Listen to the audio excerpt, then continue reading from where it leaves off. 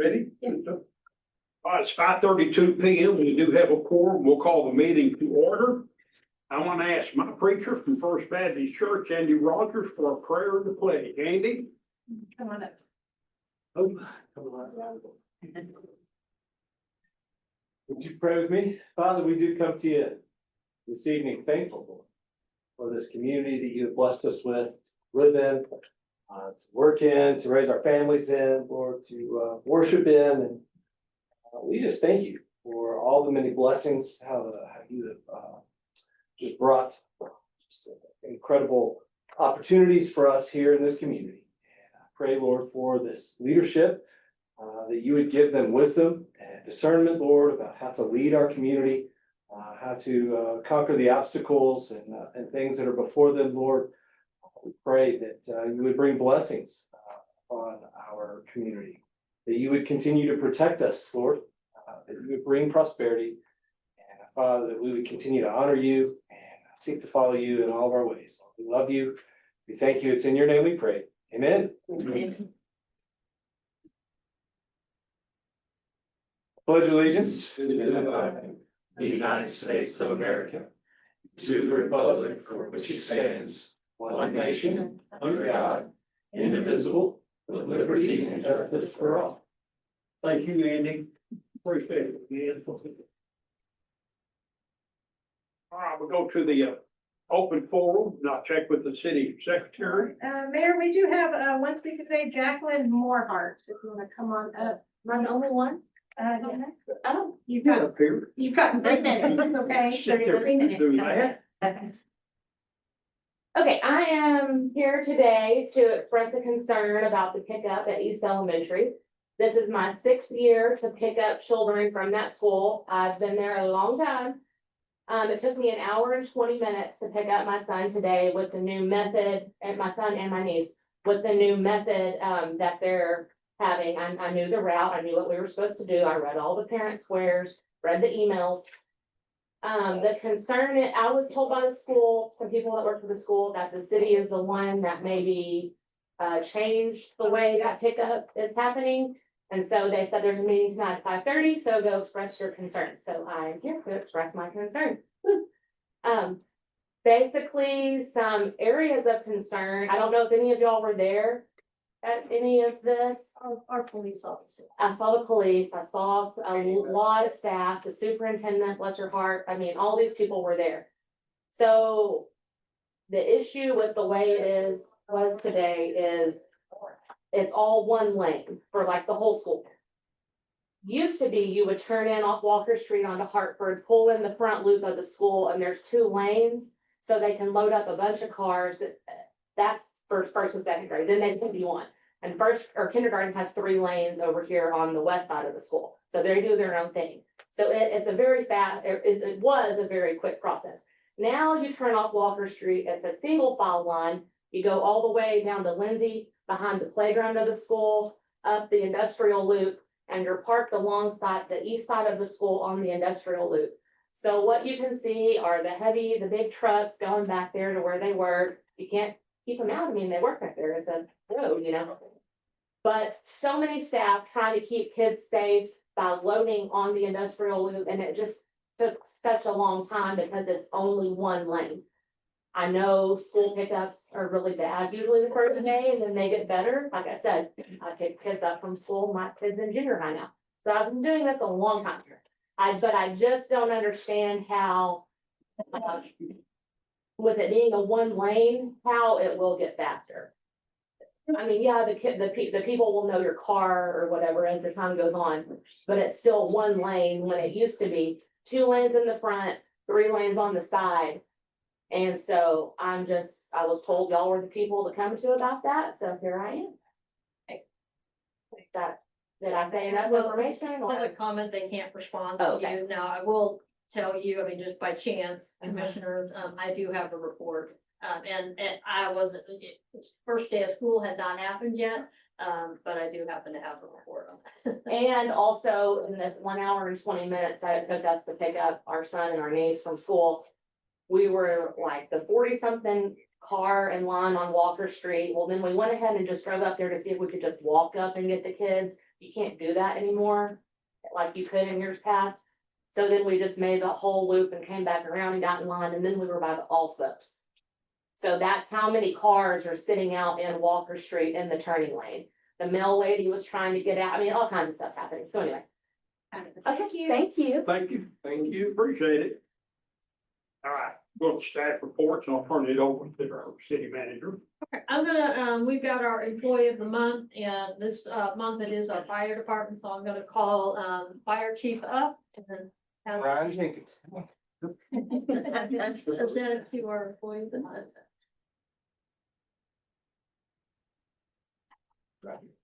This is Ryan Jenkins. He's been with us for 2 years now. Real good guy. He moved here from Brownwood area. Him and his wife, they've invested, they bought a home here. He's here for the long haul. Good guy. He's learning real well. I mean, he exemplifies what we want in our new recruit firefighters. He's doing a great job. Dependable. It's just all around what we're looking for. Ryan Jenkins. Thank you.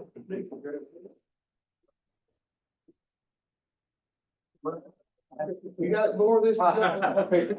It's written green now.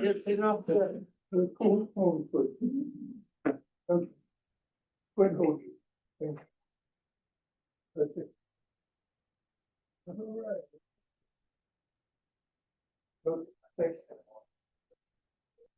We'll go back to our city manager. Okay. Alright. Thank you, idiots. I'm gonna switch the order I was gonna do. I'm gonna give two updates, an update on our TWDB projects and interim solution, issues, but I'll do the, BISD East Elementary update first. So, let me just explain a little bit of the background. Normally, traffic control around, a school district, it is the school district's responsibility. And you'll see this in new schools, or if they're changing a traffic pattern.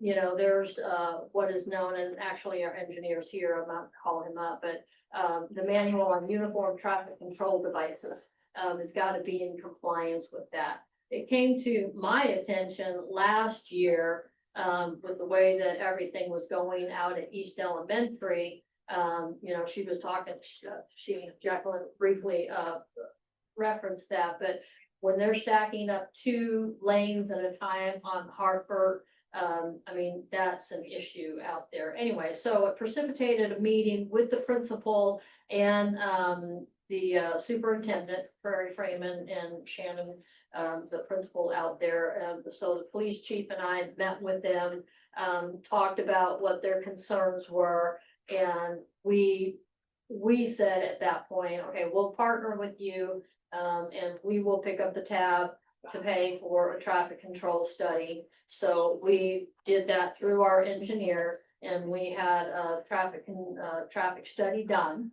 on that. And, they came up with, 2 options to present to the school district. And those 2 options, you know, Ms. Freeman then took it to the board, and they chose what 2 options. We were notified, a week ago Thursday, what option they went with. And, so we are also working on, installing the signage. Some of the signage has been installed, and, some of it we did not have on hand, so we had to order. And we're also, contracting with a pavement, a guy who does pavement markings, because the pavement out there, that was existing is not according to the MUTCD at all. And so we've got to remove that and do all the new pavement markings. And again, that's something that, the city is, paying to have done. This is what you have before you, and I honestly, today, my purpose was just to talk about the partnering, you know, that we did with the school district, to help them out. And then just to give more publication to the new traffic patterns that are out there. One of the things that, I mean, several things were talked about, security and safety. And in, you know, in alignment with the MUTCD. And if I'm leaving anything out, Sage, you know, let me know. So this is the, plan that came from the traffic study. And it is a new traffic pattern, but you can see it's color coded there. So they're still coming in northbound on Hartford, and Hartford is normally a two-way street. But during the pickup, you know, the hours of dismissal, drop off and pickup, it changes to a one-way street. And so you can see those arrows. The green one is the, arrival, the drop off for, pre-K, HS drop off. And then, the orange one is K, 1 and 2. And then you can see it goes around, and we are using, industrial loop. There's a parking lane there, and that allows for a longer stack, for them. And so that comes around and it goes southbound on the loop there. And that is, I mean, you see what that is right there. And then in the front, Elm turns is now one-way westbound. It was one-way eastbound prior to this traffic control plan. And so now it's one-way westbound. And so that is the map for, well, now we're looking at dismissal. The other one was for drop off. So this is, in the afternoon for pickup. And you can see it's the same traffic pattern. Probably, I think part of the issue was the stacking on Hartford was too wide. And what we had, I mean, we had issues where there's a drop, they were blocking in people that lived on Hartford. And that's what initially brought it to our attention, my attention, last year. And Sage, I don't know if you want to add anything to this whole process. Can I comment on the buses this morning? The buses were not able to get in the turning or in the loop this morning, but they were this afternoon. So I don't know what was Well, happening, yeah, but. you did mention it, you know, it's the first day. Yeah. And so on the first day, I mean, a lot of, Chief, you can speak to that, sort of talking to, but a lot of parents they park and they take their kids into the school. Yeah, that's So the I only think- day you're allowed to do it is on the first day. Yeah, and so I think that was, you know, creating some issues. I did talk to Prairie right before I came in here. And they're, you know, they're having some discussions. We're gonna get back with her, in the morning. And talk, you know, see what, you know, if there's tweaks or things. Part of it, I would think actually a lot of it is gonna be communication for people to get used to what that traffic pattern is a little bit different on the drop off and pickup. And so I think it's gonna take some time. I want Sage to just speak to the engineering portions, and then, Chief, if you'll talk about some of the, on-site observations you made. Yes, okay, so, as you mentioned, Cynthia, there was a couple of items that were addressed or identified, the blocking of the driveways on that west side, and then some of the existing striping.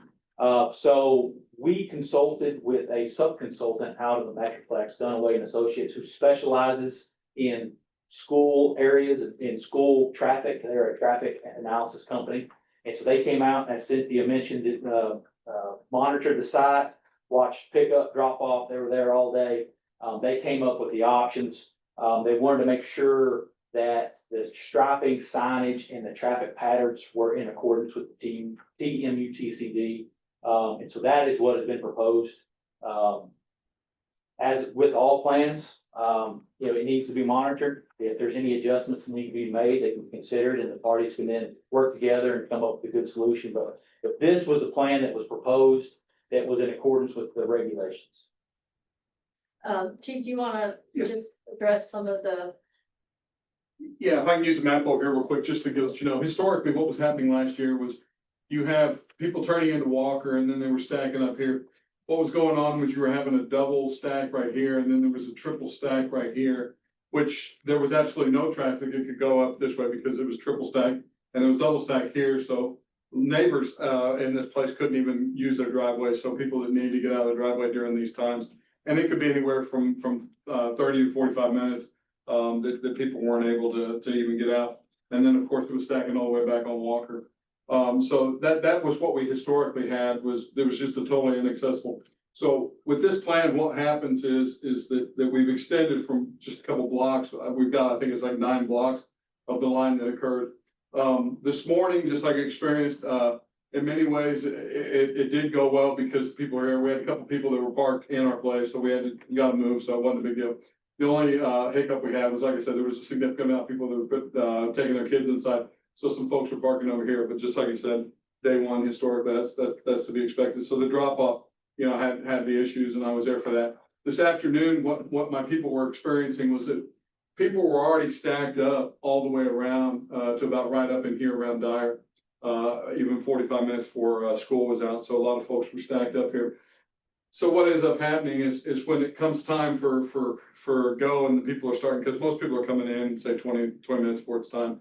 So what will happen is they'll start going around, and then when they get up here, then they start diving in. And so what my officers were experiencing were people were diving in to these spots ahead of these people that were waiting. And so the officers were out there, they were moving people on, they were pressing them. And then a lot of folks did come back up here to try to get the drop off and stuff. So, yeah, like I said, there's 7 spots right here that they have that are pickups and drop off. I don't remember historically what the number was here, but as you said, there was double lane where Kim did, but these 7 spots, the schools in that space, we'll continue to offer, our assistance, because number one, there was always concern about, well, this industrial loop, everybody does it great. Well, you know, we're gonna give whatever it takes, because I Well, mean. and there is a school zone there, so Yeah. the traffic is reduced. I mean. And we will be enforcing, I mean, we were there this morning, we were there this afternoon, we'll continue until make sure that the people are there will be continued enforcement, so we'll continue to do that. Like I said, I had 2 officers out there today, the sheriff's office even had somebody back up there on Lindsay. And so that's what they were explaining to me was people were diving into the spots, and so that was creating a lot of problems. And so what ended up happening was, you know, the stack up occurred because of a lot of the stuff that came up. So that's that situation. So as Sage said, I mean, again, my purpose in having it on the agenda was just to give you a report, you know, because it's a great partnership, you know, we're supporting BISD, and I just want to let you know that we'll continue to support them. You know, we will meet with them, again, it's the first day, and, you know, we'll provide as much support as we can. You know, I know the chief is already committed to being out there for the first couple of weeks, because it is a new traffic pattern out there. So we'll continue to support them in that. And, you know, we can, you know, after it's in place, I mean, if there's hiccups, I mean, we'll get the traffic engineer back and, see if there's, you know, again, there were 2 options that were given that were according to regulations. So I think part of it is, making sure that we have time, people have time to really get used to the new traffic patterns. What a mess. So, first thing, I didn't know if you all had any questions before I go on to my next report that I'm gonna give for me. Okay. All right. Thank you, Chief and Sage. I mean, he's here for several things, so. Okay, so the next report I just wanted to give was an update on the TWDB project. So I gave a pretty extensive, update last month. We continued, to work with TCEQ. So a couple points I'd just like to highlight before I call Sage up to introduce his team that's gonna be talking about, some of this.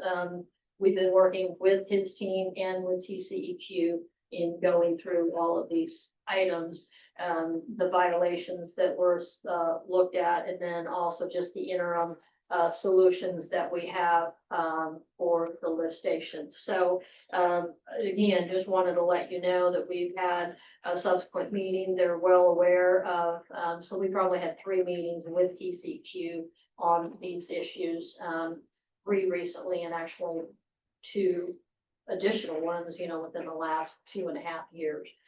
So TCQ is well aware that of what we're doing, and that these PWD projects are gonna be dropping, and we've got $7 million worth of projects coming down the pipeline.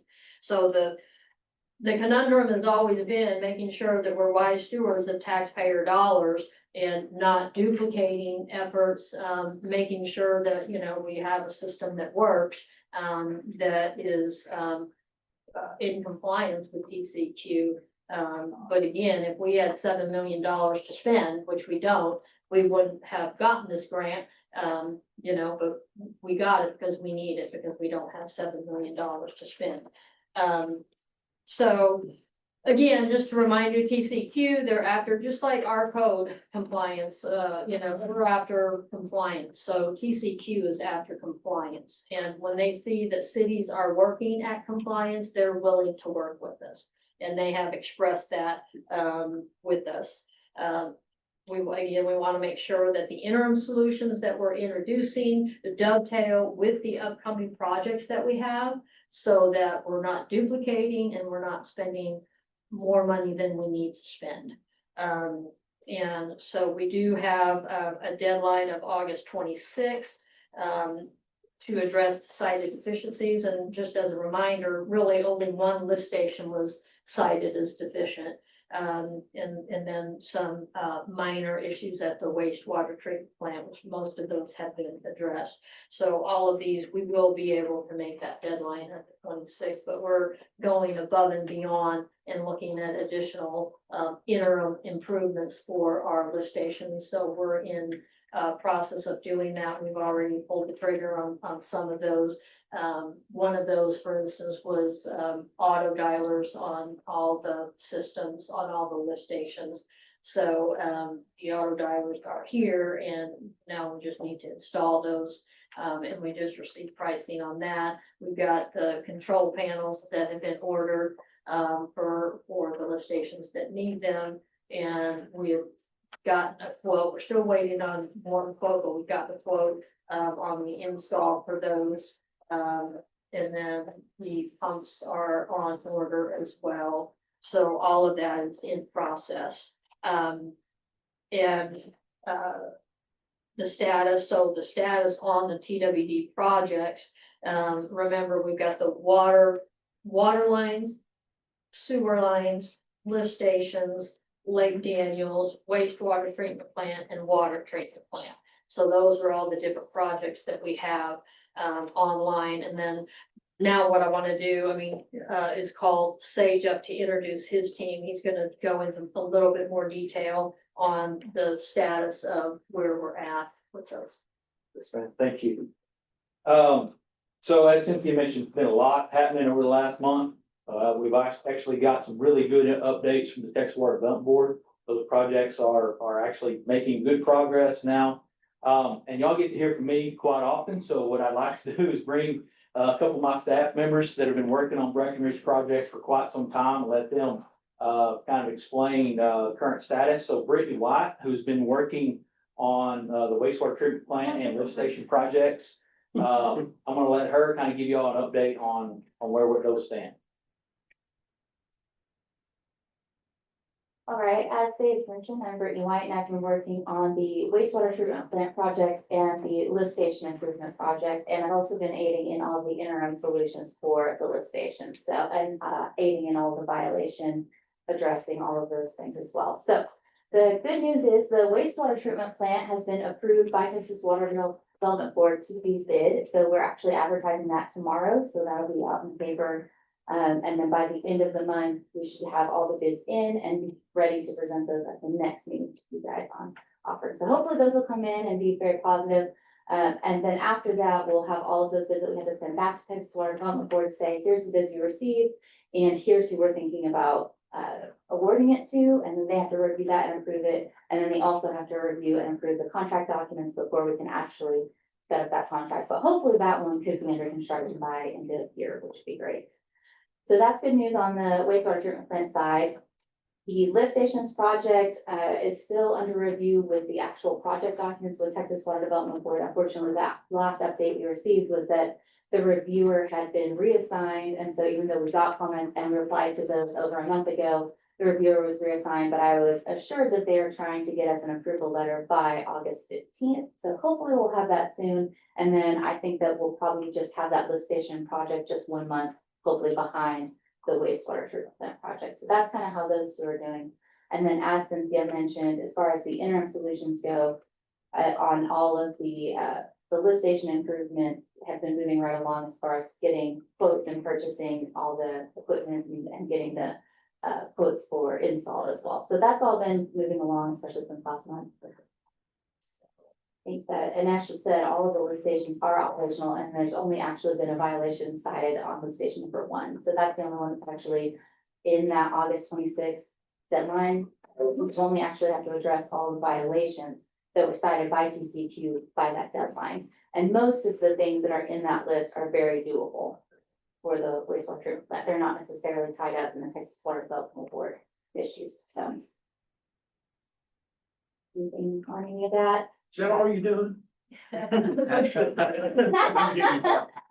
Yeah.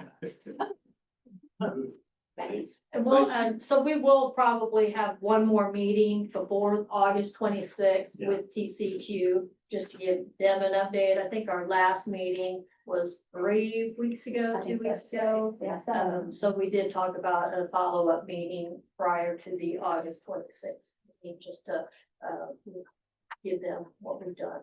and we'll send a letter that has photographic evidence of each of the violations being addressed. So like the water dialers being installed, there'll be a picture of that. Show them, hey, these have been installed and they're functional. And so then that should clear all those violations. So.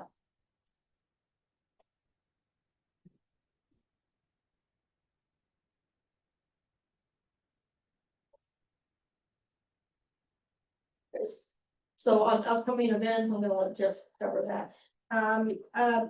The first event that we have coming up, Citizens Academy next week. We're actually on session 8. Coming up this month for Citizens Academy. After that, we only have one more month, and then the graduates will be at the October meeting to graduate from our first Citizens Academy. So we're very excited about that, and hope that when we do it again next time, we have even more participants. But it's been really, really awesome, and we've had a lot of good feedback from it. So, but other than that, on the 14th, we have bulk pickup. That's the third Thursday of every month. Residents can sign up. Yeah, residents can sign up to get 3 bulk items picked up free of charge. They do have to call City Hall, go online, and or go online and register to be on the list. You have to be on the list to do that, but that is something that we offer. On the 26th, depending on y'all's approval today, I'm gonna put it on here, but we should have a special meeting, which is a public hearing on the proposed tax rate. But that will be an action item here in a little while. And then on September 1st, City Hall will be closed in observance of Labor Day. All of that. Thank you. We'll go to our public hearing items. We'll open the public hearing at 5:59 p.m. And turn it, we have anybody? You'll just need to, Mayor, you'll just need to read out loud the number 4. Okay. Open the public hearing regarding amendments to Uniform Building Code to address in ordinance 2025-14. And there are no speakers that have signed up to speak for that public hearing.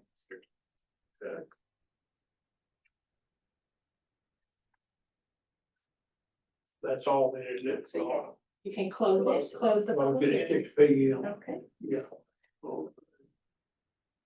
thank you, Mayor. Consent agenda. Okay, commissioners, y'all look at items 5 through 9. Take a moment to look and read them, and then we get ready. We'll have somebody make a motion on all of them. I move to approve consent agenda items 5 through 9 as presented. Second. Motion second, all in favor? None opposed? Thank you.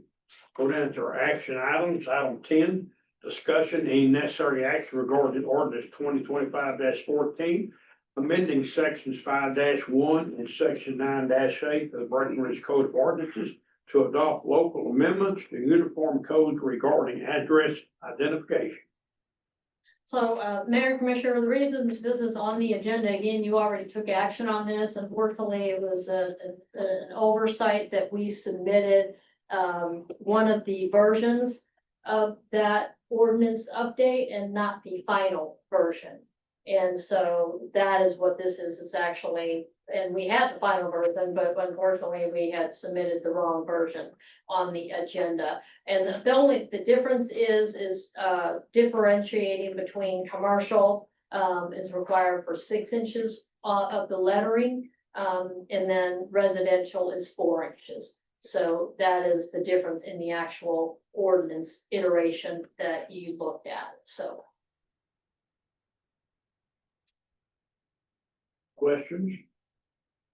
Motion?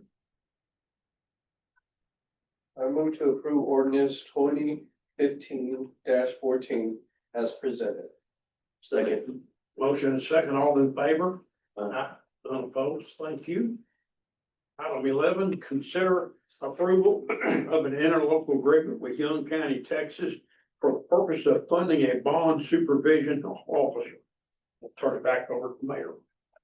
So this is, you guys have, this is an annual agreement, an interlocal agreement that we have with Young County, and Stevens County is a partner. The city of Graham is a partner, the city of Olney, and the city of Breckenridge is a partner as well, and this is for the bond supervision officer. Our portion for the last many years has been about 7,500.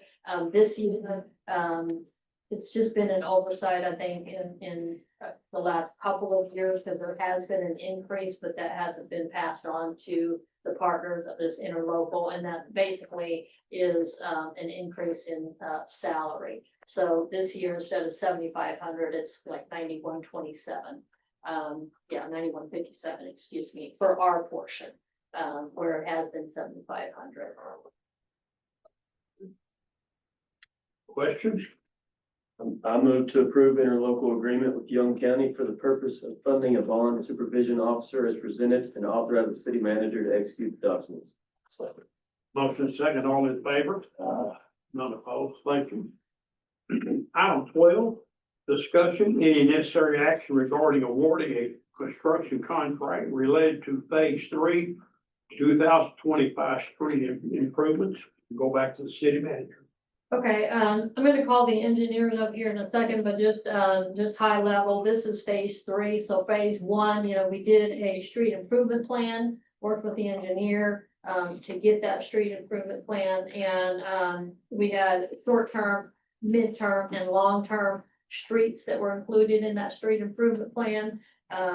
Phase 1 was essentially mostly funded by sales tax that we had saved up from our quarter-cent sales tax. And that was when we did Rose, Elliott, and 7th, and some of the intersections. Phase 2, we recently closed out, that is substantially complete. There was one punch item list, and I believe it's been taken care of, but that was closed out, and that was mostly midterm, some short-term and some midterm projects. This phase 3 is gonna be mostly midterm projects that were on our list.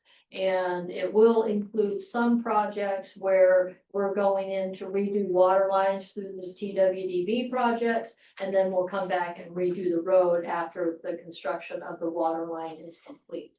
You can see the map, if you'll pull up the map. That's the map of the projects. So, EHT did the RFP, and so tonight, we're awarding that RFP, and so Sage, if you'll come up and introduce your team. Thank you, Cynthia. As mentioned, there's been a lot of paving going on, you guys know that, very well. Projects have gone well, all 3 phases. Corder Norris is with me tonight. He has worked on all of these, done a great job putting these packages together and working on them. This bid package that you're considering tonight, he put that together. Bids have come in great, under budget. He's done a really good job. So I'd like for him to present this item. Corder, please.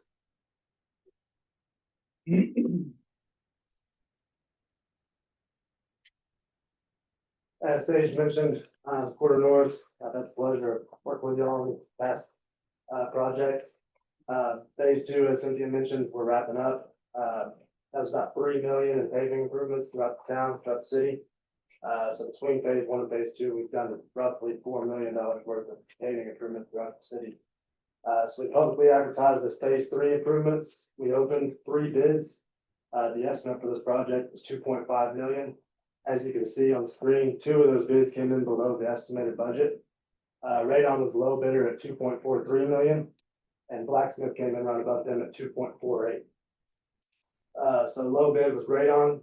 They actually completed phase 2 improvements. we have utmost confidence in them to continue to do great work as they have in the past. And so we recommend the award of radon at $2,433,843.60. Do you have any questions regarding the path work or this phase 3?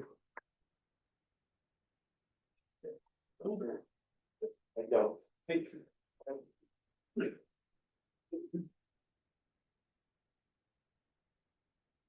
So. we just need- All right, I move to award bid to phase 3 paving improvements to Radon Inc., the lowest and the best bid, and authorize the city manager to execute the documents. Second. Motion and second, all in favor? None opposed. Thank you, guys. Go to item 13, discussion and necessary action regarding approval of resolution 2025-22, accepting the 2025 certified appraisal roll. We'll go back to the city. So we provided that information to you. We have it here tonight. I mean, you can see our certified values, and I've got some graphs later, but they came in a little bit higher than the preliminary numbers at 312,124,764. So it's a little bit higher, you know, than it was last year, certainly higher than the preliminary number. So that is good news. So this is the action item to officially adopt that appraisal roll from the appraisal district. I'll move to approve resolution 2025-22, accepting the 2025 certified appraisal roll. Motion and second, all in favor? None opposed, thank you. Item 14, discussion, any necessary action regarding fiscal year 2025-2026 budget. Said no action provided feedback on this proposed budget. So I'm not gonna go through every single slide. I mean, you'll see them flash before your eyes, but I'm not gonna land on all of them because we've already done that. But I do want to emphasize that, you know, when we do the budget, it is tied to a strategic plan. So if, you know, we're looking at our vision and our mission, you know, our core values. The strategic plan is very easy to remember. There's 5 main tenets, and pretty much everything we do can be drawn back to that.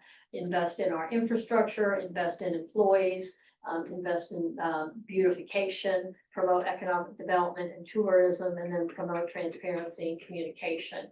And then why is that important? Well, it just helps to set clear targets, make sure we're all on the same page. We prioritize limited funds, and it's kind of an ebb and flow. I mean, sometimes we might give more attention to this, and then next year we give more attention to that. And so, but it keeps us overall, it keeps us on track. And so this slide is a new slide, and I know it's really small, but I do want to go through because I just really want to connect what is in the budgets that has been the infrastructure investments, what's been the investment in employees. So, and what's in this budget that you're looking at this year. So those are system improvements. I mean, we have budgeted for system improvements for our water treatment plant, our wastewater treatment plant, and our collections and distribution. And of course, continued work on the TWDB projects. We pay for that through the debt service that we do. Our splash pad application is our second go around to try to get that splash pad. The downtown revitalization project was completed with these funds, and we still have that. There's one last piece of that we're waiting on the water lines to be constructed right here on Elm. And then once that water line is installed, then we'll be able to come and redo that road with leftover funds from the downtown grant that we got. The CDBG project that we have, that should be under construction in 2026, and that's Panther. Basically, our lead service line inventory progress, we've made progress on that. We do have a website with that information. We're still identifying those because we have not completed that project. The successful application for another TWD grant that's coming down the pipe to the tune of 5.7 million. And remember, 70% of that is basically loan forgiveness and we're paying for 30%. So it's a low interest rate loan. We use the term grant, but I did want to clarify. I use that just for ease of talking about it, but some of it is loan forgiveness, which would be a grant, and then some is low interest rates loan, which we do pay back. And just wanted to remind you of the ACO facility improvements. We did quite a few of those over the last year. So those have been ongoing. Our investment in employees, what's included in the budget is again, bringing that pay closer to market averages. In this budget, we approved a certification pay policy, but we didn't fund it when it was initially approved several years ago. And every year we've been phasing in funding that at 100%. So this budget includes funding that to 100%. We have increased money that has been allocated for employee training, creating a culture of safety, and including increased training and safety training as well. We do encourage employee ambassadors, and that's really just partnering with different areas of the community. Because a successful community are those that work together. And you know, the partnership that we have with BISD is just one example of how we partner with our community partners. And then I hadn't talked much about this, but health and wellness, you know, when you look at our insurance and we pay for employee insurance, we pay 100% for employees only. And so one of the ways we try to keep costs down is promoting health and wellness. So what we've done right now to initiate a holistic health and wellness program, incentive program, was a gym incentive program. So we've gotten a reduced rate from a gym in town, and then we pay for a portion of that, and the employees pay a portion of that. But if we can increase their physical fitness, you know, we can, it does have an impact on our cost for insurance. And unfortunately, this year's insurance has gone up, and we've been able to kind of maintain that cost. The last couple of years, it hasn't increased astronomically. This year, we are seeing a substantial increase in our employee insurance costs. Anyway, beautification and economic development, I just put all in one, but again, addressing substandard and dangerous housing, an active code compliance program by hiring a full-time code compliance officer. We should probably keep two more busy. But we should keep them busy. And Consolas Creek maintenance, we're still doing that. I mean, the good news there is that we've had partnered with our Walker Cell unit, and we've had the clients out there really helping us a lot this last year with that Consolas Creek maintenance and maintenance out of Lake Daniels as well. Increased visibility of law enforcement, and you see that in the reports. The department had reports every month about just the number of, you know, citations to warnings, for example. But you have seen, and we've increased visibility of the officers on the street. Increased ACO operations. I mean, they're doing a bang up job out there, and we're really working well with the Humane Society and our other partners in the community.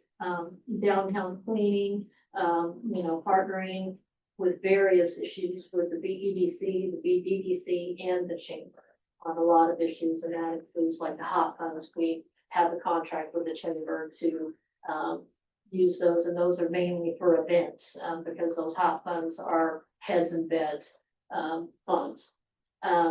Anyway, and then transparency and communication. I mean, we've just done an increased use of digital tools and social media, text, MyGov, Facebook. We've increased our followers on Facebook. The website is more robust with information. We've got a lot of FAQs out there. We've got, budget and tax portion out there, so there's a lot of information on our website that hasn't been there in the past. Stevens County interlocals, you guys know, we've got plenty of those, and we have a new one with the animal control. We haven't had one with, animal control in the county, and now we do, municipal court, streets, demo, all of that, and then, of course, we've initiated the Citizens Academy. So I just really wanted to connect the dot between some of the dollars inside the budget and what they go for. So with the new. What else? It's frozen. I have to sign it before I go more.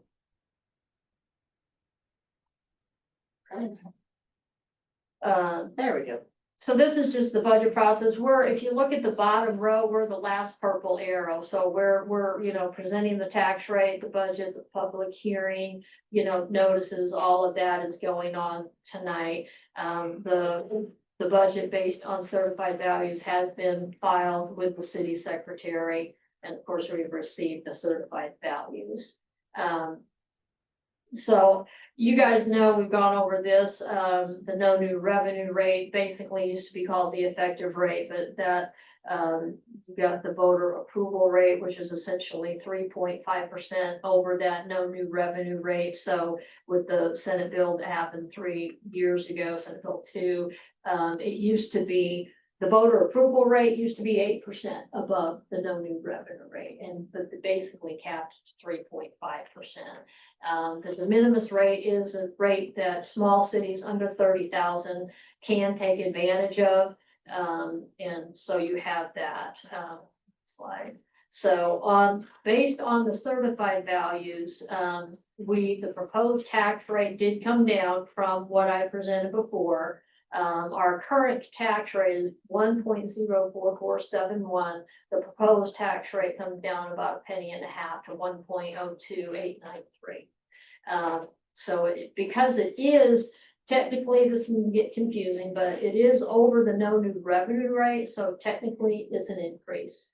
But I'm going to show you a slide where most people are going to see. Most people are going to see a decrease in the amount of taxes that they pay. So the no new revenue rate is 1.00219. The voter approval rate is 1.05906. The debt rate is 0.25739. And then the de minimis rate is 1.19090. And so the next slide shows you can see the certified values history, and this has the certified, last time I showed you it was a preliminary value. So you can see it has gone up over the last few years. And if you show the next slide, you can see this is a 10-year tax rate history. And you can see in the last few years, there's an inverse relationship between taxable value of homes. As the appraisal values go up, that tax rate usually comes down, and you can see you can see in the last few years how it's been coming down. And this is the one, I just like to kind of do this. An average value of a home last year was 105. We get this from Stevens County, 010. The tax rate was 1.0447. So the city tax for that would be 1,097. This year, the average value went up just a little bit from 105,010 to 105,268. The tax rate went down to 1.02893. Or proposed tax rate, and then the city tax would then be 1083. So that is an average of $14 decrease. But technically, again, it probably seems weird, but technically it is an increase. But a lot of people will see their taxes go down. This is sales tax history. That orange line is the current year.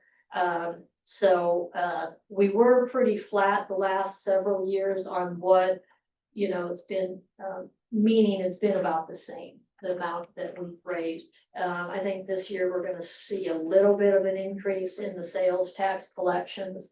You can see where in February, we had a pretty good, increase in sales tax collections over prior years. And then we had another increase in, July.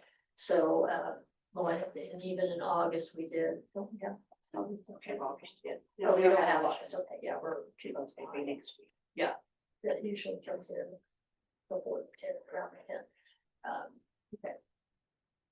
So this hasn't changed. This is our debt and these are our debt payments. You know, again, I like to point out on this slide, you know, these are the projects that, you know, we have done just since 2012. So, you know, there has been, money invested back into our wastewater system. It's just when you have a system that services 30,000 and there's only, you know, 6,000 people, that equates to a lot of lane miles of, you know, miles of pipe, water, wastewater streets. These graphs really have not changed, even though, you know, it's a little bit different from the preliminary numbers. They didn't change substantially. So on the staffing levels, I just like to show where, most of our staff is, and I think most people know it, but it's, you know, public works and police and fire make up the majority of our staffing. Our general fund balance, again, these graphs haven't changed, but what should be pointed out here is we're in a much more financially stable position, excuse me, than we have been in recent years past, and see what that looks like. Again, 4 to 6 months of operating expenditures is what you want to have. It's a good policy to have, and the GFOA recommends that. And so we're right in that range for all 3 funds. The water and wastewater funds may be a little bit above that, but we're within that range, so we're financially we're doing well, and we've done well the last couple of years. Go ahead. And this is just a comparison of all revenue. We've got, you know, we've got our general fund and our wastewater fund and our water fund and our sanitation fund are the main funds, but this is just a comparison where all the revenue comes in. And, you know, over last year, and you can see it's really not that much of an increase as you look at that. And then these next slides are just go by function. This tells you functionally where, not function, excuse me, I'm thinking expenditures. This is revenue. This is showing you where that revenue comes from. So property tax, I mean, 22% of our revenue overall is coming from property tax. Sales tax is 18%. Hotel motels, minimal. And then fines, fees, penalties.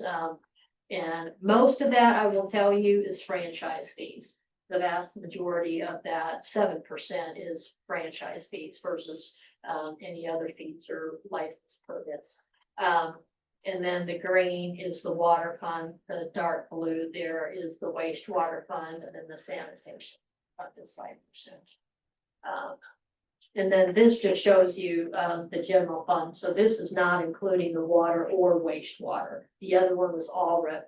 If you look at just the general fund and that percentage of where it comes from, property tax is 46%, and then sales tax is 37%, which is not most cities. That's pretty comparable to quite a few cities, unless you're an Addison, where a lot of their money comes from not the residents, not from property tax, but from sales tax. And these are expenditures by function. Again, these didn't really change much from last month when I showed these. See again, police and fire take up a lot of those. Public service, administration, facilities is small, streets is 10%. Yeah, non-departmental. That includes a lot of our technology. Stuff like that, and then debt insurance is another thing that's in the non-departmental, which we have had. Not only our employee health insurance pricing has gone up, but I think I mentioned this last month that our insurance for workman's comp, our all the other insurance that we have is also on that. And this is our wastewater fund expenditures, what that's, what that breakdown is. Next slide. So what's in the budget? The only thing different, that I added, and I kind of previewed that I was gonna try to add this, I had a 3% increase for employees. And, I was able to get, and that was like, I believe it was 89,000. To go to a 4% increase is the delta between 127 and 89, it's about 40,000. So, I am proposing a 4% increase for the employees, and even given that, we're still below the market average when we look at cities that are same size, like size and like geographical location. And then, you know, we continue to fund our maintenance. We do have a street drainage study that we are, and that pricing, I mean, that's the best case scenario pricing, just FYI. And then our match for our CDBG, that's Panther Street, 75,000, and the downtown workers in there as well. One thing I did want to say about the downtown worker, it's a contractor. And so we are actually looking, we've lost our contractor. And so we're looking for a contractor for that position. And then this is the line item, those didn't change substantively from before. To go to the last slide. And this just, again, it just kind of, again, draws the connection between what goal it is, so the expenditures are associated with. So there's a decrease in the tax rate from 104 to 102. And then the 4% increase for the employees.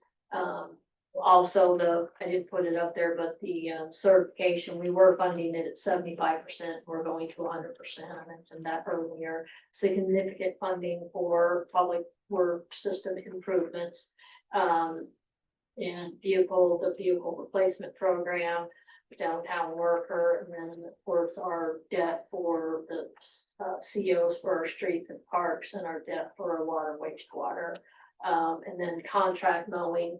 As well as Console's street maintenance. You know, we have the funds, but we can save those funds if the more we use the clients, save those funds.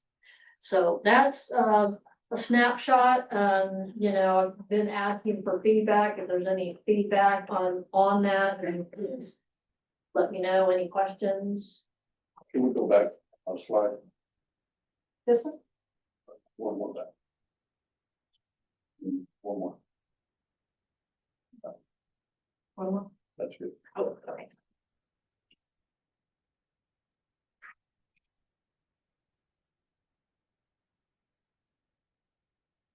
My concern about the budget is that, you know, we're talking about the employees that are so underpaid, you know, and just, you know, like right here, city manager's getting 10,000. That's a difference in per salary per last year to this year. I think we should invest that money into the employees, because we're way undermanned. We lost a lot of employees due to finding jobs that pay better. You know, going through the budget, that's the only thing I saw there. The last 2 or 3 budgets, we've gone increase there. You know, and I know Greg's not here, but. Well, yeah, so you're talking specifically the city manager? Yes, I mean, that's the one I saw first. Well, yeah, so just for clarification, because there's been a lot of stuff on social media, and of course I've offered to meet with people on that, but that there's 2 people in there, number one. Number 2, if you look, I sent you guys a comparison chart. Actually, myself included, but department heads there's more of a gap between the department heads and the average. for the department heads than your frontline people. So the frontline people are actually a little bit closer to the market. We have been making improvement on the frontline people. So I'll just put that out there.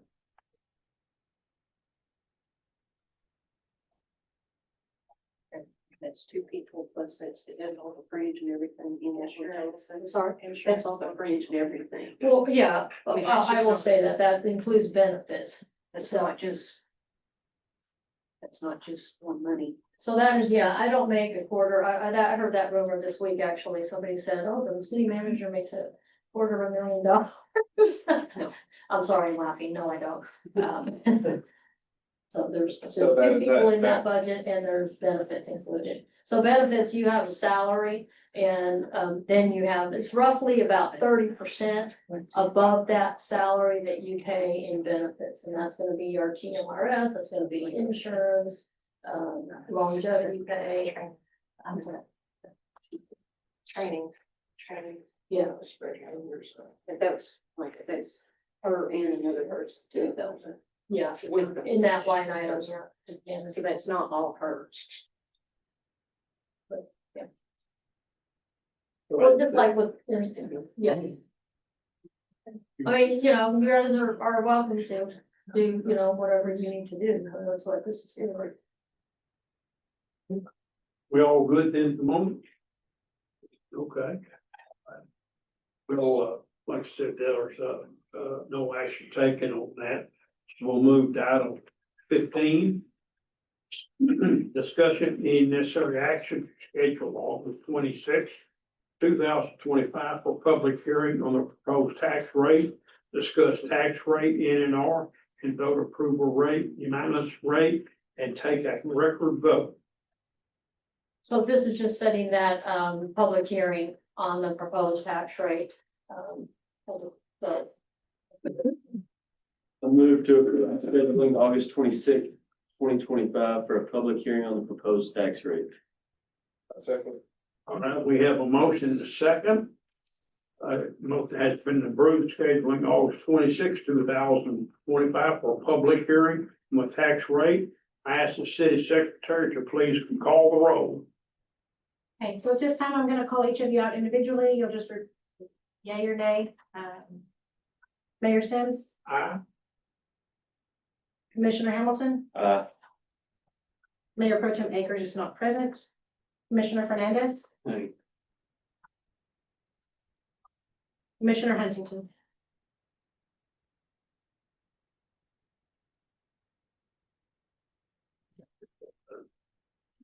We'll go into item 16. Discuss any necessary action regarding setting a public hearing to consider fiscal year 2025-2026 proposed budget on September the 2nd, 2025. So again, these are statutorily required by the state, and so these are public hearings that, you know, have to be held. And so this is for the proposed budget, it needs to be held on this date, and it's very, you're threading a needle when you're finding this date on the other one and on this one, but anyway, so it's September 2nd.